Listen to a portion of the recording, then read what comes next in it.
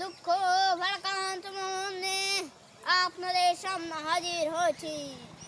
আপনারা সকলে জানেন এবং বোঝেন আমরা জীবন দিয়ে চেষ্টা করেছি, কিন্তু দুঃখের বিষয় আজ ঢাকা, চট্টগ্রাম, খুলনা, রাজশাহী, রংপুরে আমার ভাইয়ের রক্তে রাজপথ রঞ্জিত হয়েছে। বাংলার মানুষ মুক্তি চায়, বাংলার মানুষ বাঁচতে চায়, বাংলার মানুষ অধিকার চায়। কি অন্যায় করেছিলাম? নির্বাচনে বাংলাদেশের মানুষ সম্পূর্ণভাবে আমাকে আওয়ামী লীগকে ভোট দেন। আমাদের ন্যাশনাল অ্যাসেম্বলি বসবে, আমরা সেখানে শাসনতন্ত্র তৈরি করব এবং এদেশকে আমরা গড়ে তুলব। এদেশের মানুষ অর্থনৈতিক, রাজনৈতিক, সাংস্কৃতিক মুক্তি পাবে। কিন্তু দুঃখের বিষয় আজ দুঃখের সঙ্গে বলতে হয় 23 বছরের ইতিহাস, মুমূর্ষু নারীর করুণ আর্তনাদের ইতিহাস, বাংলার ইতিহাস, এদেশের মানুষের রক্তে রাজপথ রঞ্জিত করার ইতিহাস। 1952 সালে রক্ত দিয়েছি, 1954 সালে নির্বাচনে জয়লাভ করেও আমরা গদিতে বসতে পাইনি। 1958 সালে আইয়ুব খান মার্শাল ল জারি করে 10 বছর আমাদের গোলাম করে রেখেছে। 1969 সালে আইয়ুব খান পতনের পরে ইয়াহিয়া এলেন। ইয়াহিয়া খান সাহেব বললেন দেশে শাসনতন্ত্র দেবে, আমরা মেনে নিলাম। তারপর অনেক ইতিহাস হয়ে গেল, নির্বাচন হলো, প্রেসিডেন্ট ইয়াহিয়া খান সাহেবের সঙ্গে দেখা করেছিলাম।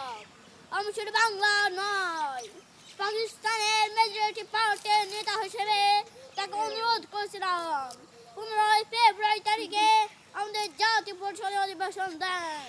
তিনি আমার কথা রাখলেন না, তিনি রাখলেন ভুট্টো সাহেবের কথা। তিনি বললেন মার্চ মাসে প্রথম সপ্তাহে সভা হবে। তিনি বললেন মার্চ মাসে প্রথম সপ্তাহে সভা হবে। আমি বললাম ঠিক আছে, অ্যাসেম্বলিতে বসবো। আমি বললাম অ্যাসেম্বলির মধ্যে আলোচনা করবো। এমনকি এ পর্যন্ত বললাম যে কেউ ন্যায্য কথা বলে আমরা সংখ্যায় বেশি হলেও একজনের মধ্যে যদি তা ন্যায্য কথা হয় আমরা মেনে নেব। ভুট্টো সাহেব এখানে ঢাকায় এসেছিলেন, আলোচনা করলেন, বলে গেলেন আলোচনার দরজা বন্ধ নয়, আরো আলোচনা হবে। তারপর অন্যান্য নেতাদের সঙ্গে আলোচনা করলাম, আলাপ শাসনতন্ত্র তৈরি করবো। তবে আসুন বসুন, আমরা আলাপ শাসনতন্ত্র তৈরি করবো। তিনি বললেন পশ্চিম পাকিস্তানের মেম্বার যারা আছেন তাহলে কসাইখানা অ্যাসেম্বলি। তিনি বললেন যারা যাবে তাদের মেরে ফেলে দেওয়া হবে, আর যারা কেউ অ্যাসেম্বলিতে আসে পেশোয়ার থেকে কোর্ট পর্যন্ত সব জোর করে বন্ধ করা হবে। আমি বললাম অ্যাসেম্বলি চলবে। তারপর হঠাৎ মার্চের 1 তারিখ অ্যাসেম্বলি বন্ধ করে দেওয়া হলো। ইয়াহিয়া খান সাহেব প্রেসিডেন্ট হিসেবে অ্যাসেম্বলি ডেকেছিলেন। আমি বললাম যাবো। ভুট্টো সাহেব বললেন যাবেন না, 35 জন সদস্য পশ্চিম পাকিস্তান থেকে এখানে এলেন। তারপর হঠাৎ বন্ধ করে দেওয়া হলো। দোষ দেওয়া হলো বাংলার মানুষের, দোষ দেওয়া হলো আমাকে। দেশের মানুষ প্রতিবাদে মুখর উঠলো। আমি বললাম শান্তিপূর্ণভাবে হরতাল পালন করুন। আমি বললাম আপনার কলকারখানার সব কিছু বন্ধ করে দেন। জনগণ সাড়া দিল, আপন ইচ্ছায় জনগণ রাস্তায় বেরিয়ে পড়লো, সংগ্রাম চালিয়ে যাবার জন্য প্রতিজ্ঞাবদ্ধ হলো। কি পেলাম আমরা? পয়সা দিয়ে অস্ত্র কিনেছি ভবিষ্যৎ আক্রমণ থেকে দেশকে রক্ষা করবার জন্য।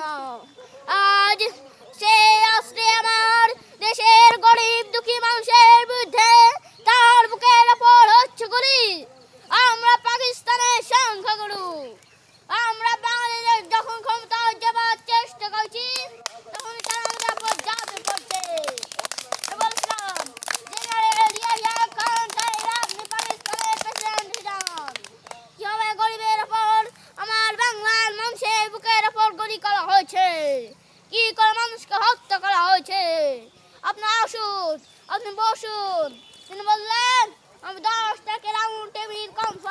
থাকবো। আমি বলেছি কিসের সামনে বসবে, কার সঙ্গে কথা বলবো।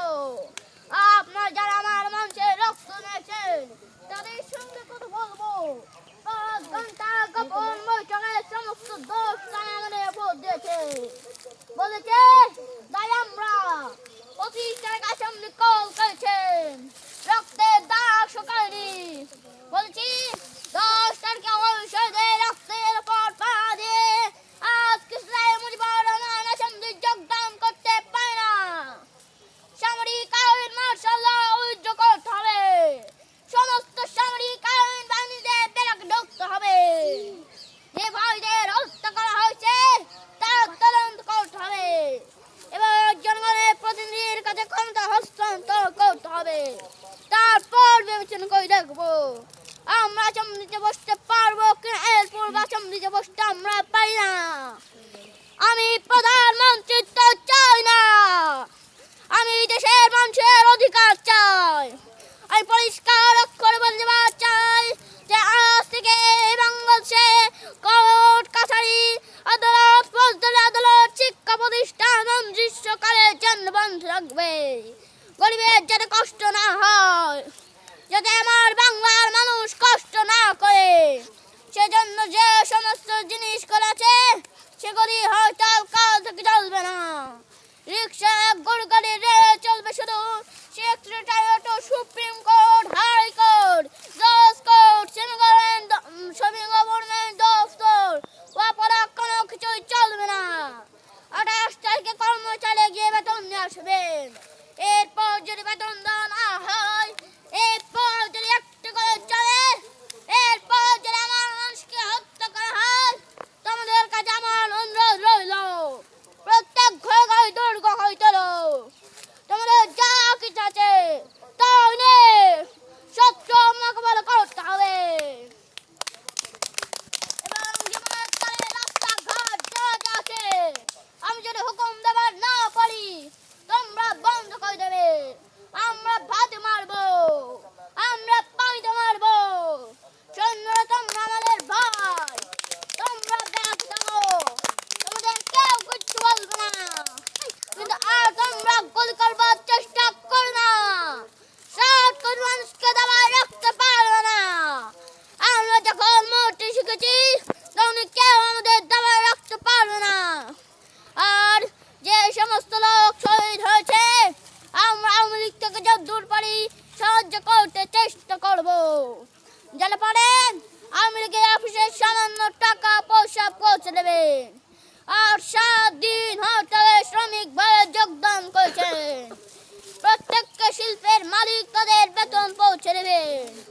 সরকারি কর্মচারীদের আমি বলি যা বলতে মানতে হবে। যে পর্যন্ত আমার দেশের মুক্তি না হচ্ছে ততদিন ওয়াপড়া ট্যাক্স বন্ধ করে দেওয়া হলো, কেউ দেবে না। শুনুন, মনে রাখবেন শত্রু ভেতরে ঢুকছে, আমাদের মধ্যে আত্মকলহ সৃষ্টি করবে, লুটরাজ করবে এবং হিন্দু মুসলমান বাঙালি আমাদের যারা আছে তারা আমাদের ভাই, তাদের রক্ষা করবার দায়িত্ব আমাদের উপর। আমাদের যেন না হয় মনে রাখবেন, রেডিও যদি আমাদের কথা না শোনে তাহলে কোনো বাঙালি রেডিও স্টেশনে যাবে না। টেলিভিশন যদি আমাদের নিউজ না দেয় তাহলে কর্মচারীরা টেলিভিশনে যাবে না। 2 ঘন্টা ব্যাংক খোলা থাকবে, যাতে মানুষের ময়নাপত্র সব নিতে পারে। পূর্ব বাংলা থেকে পশ্চিম পাকিস্তানে 1 পয়সা চালান হতে পারবে না। টেলিফোন টেলিগ্রাম আমাদের এই পূর্বে চলবে এবং বাংলাদেশের নিউজ বাইরে পাঠানো চলবে। দেশের মানুষকে খতম করবার চেষ্টা চলছে। বাঙালিরা বুঝে শুধু কাজ করবে, প্রত্যেকটি গ্রামে বাঙালিরা বুঝে শুধু কাজ করবে, প্রত্যেকটা গ্রামে, প্রত্যেকটা মহল্লায় আওয়ামী লীগের নেতৃত্বে সংগ্রাম পরিষদ গড়ে তোলো। তোমাদের যারা কিছু আছে তা নিয়ে প্রস্তুত থাকো।